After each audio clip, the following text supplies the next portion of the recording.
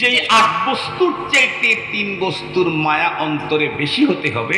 কোরআনে পাকে আল্লাহ পাকের ওয়ার্ডার, তার মধ্যে 8 বস্তুর একটা হলো ইনকানা আবাউকুম, পিতা মাতা, আবনাউকুম সন্তানাদি, ইখওয়ানুকুম ভাই বোন, আজওয়াজুকুম স্ত্রী স্বামী স্ত্রীর একজন অপরজন আর কি, একজনের জন্য অপরজন, আশিরাতুকুম রিলেটিভ, ওয়া আমওয়ালুন ইকতারাফতুমুহা ওই সম্পদ যেগুলি তুমি কুক্ষিগত করে রেখেছো, জমা করেছো, ওয়া তিজারাতুন তাখশাউনা কাসাদাহা ওই ব্যবসা যার ভিতরে মন্দার আশঙ্কা করছো, ওয়া মাসাকিনু তারদাউনাহা ওই স্বপ্নের বাড়ি যেটা বাংলাদেশে বানায়া বাংলাদেশের সৌন্দর্যকে বর্ধন করো নাই, বানাইছো তো বেগম পাড়া।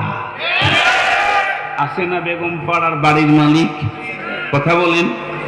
বেগম পাড়ায় বাড়ির মালিক হয় লাভটা কি? যদি সেই বাড়িতে যাওয়ার আগে দাড়িটা সেভ করে যেতে হয়, তাহলে ওই বাড়ির মালিক হয়ে লাভটা কি?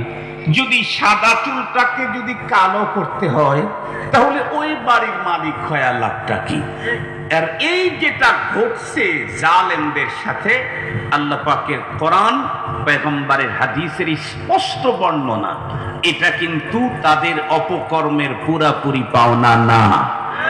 আল্লাহ বলেন ওয়ালা নুযীকান্নাহুম মিনাল আযাবিল আদনা দুনাল আযাবিল আকবার লাআল্লাহুম ইয়ারজিউন।